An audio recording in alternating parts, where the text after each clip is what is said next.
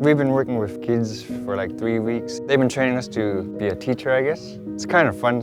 Yeah, it's fun. And first I didn't, I was like, I can't do this, I can't be with these kids. And then I got used to it and started having fun with them.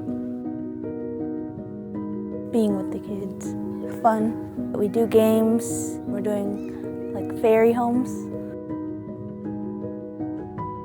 It's like we built catapults and they were building like little house things. Kids are more fun than I thought they were.